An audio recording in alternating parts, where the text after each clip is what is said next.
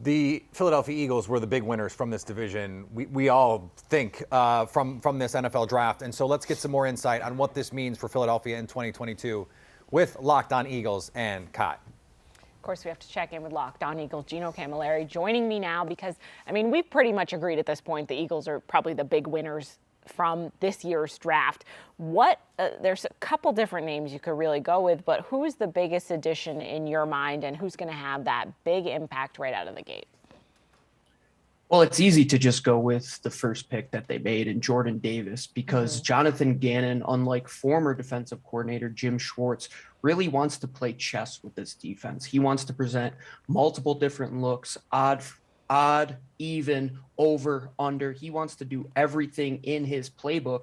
Jordan Davis makes everybody around him just that more efficient. Now you're going to be able to clog up a ton of space on the interior with him. He'll be able to two-gap, which they really didn't have in Fletcher Cox and Javon Hargrave, were more three-tech type of players. But good for them because they'll be able to go to their more natural position. I think Jordan Davis is going to allow this defense to really explode next season and take that step that it needs.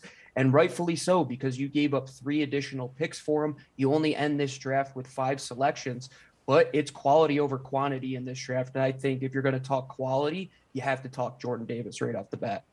And even what your steal of the draft is what some consider to be one of the best players on that Georgia defense, Nakobe Dean.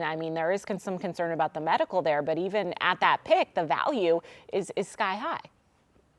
Yeah, that's one of those ones that I take a step back and I say that's a Howie Roseman move. He's done it in the past, looking at Landon Dickerson last year, coming off of his history with knee injuries. They went ahead and took him because Jeff Stoutland fell in love with a player like that. Jonathan Gannon and everybody else in the defensive building loved Nakobe Dean. You could see the clip that the Eagles website put out, and they were ecstatic when they got him. And it sounds like he's going to be ready to go at rookie minicamp here in a few weeks. And the Eagles said they did all the research on the medicals. Nakobe said he's ready to go. Howie Roseman says he's ready to go. So if that's the case, and this guy could get off the bus day one, and you got him at pick 83 in the 3rd round, when we've mock drafted him here on Locked On Eagles in the 1st round to Philadelphia. Sometimes the medicals turn out worse, but when it comes to this pec injury, I expect him to get back on the field and pick up right where he left off, playing behind Jordan Davis, which will hopefully help ease that transition for him too into the league. Not a necessarily draft pick, but A.J. Brown's coming to town. I feel like there's so much to talk about. We almost forgot about that. So adding that addition to the offense, it's really make it or break it time for that offense.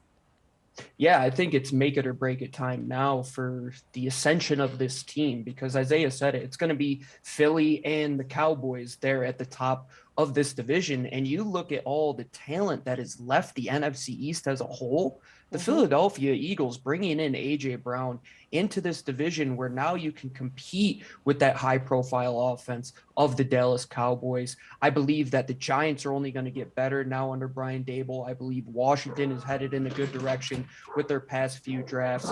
And I think the Philadelphia Eagles, they got to put their chips in the middle of the table, which they did with A.J. Brown. And they said, hey, for the next couple years, we're going to get young talent.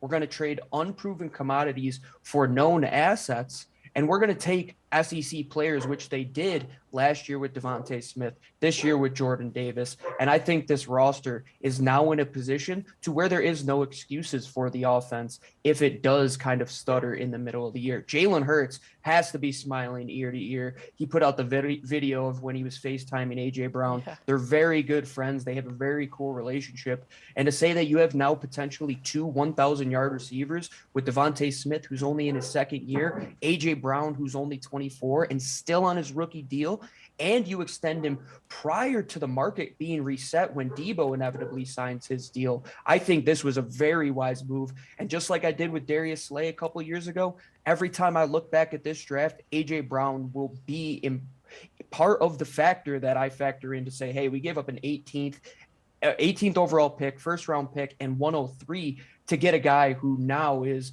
a perennial All-Pro and a perennial Pro Bowler. This team has no excuses. I think the sky's the limit here for the Philadelphia Eagles, and I'm glad the panel agrees that the Eagles did pretty well. And 5 picks, it might not be as many as you came in with, but you didn't give up 2023 assets with this team so badly coveted earlier in this offseason. You got Jalen Hurts, those weapons, so it's now his division. You know, they're really set up. This is the year to take it. So we'll keep an eye on things. Locked On Eagles here.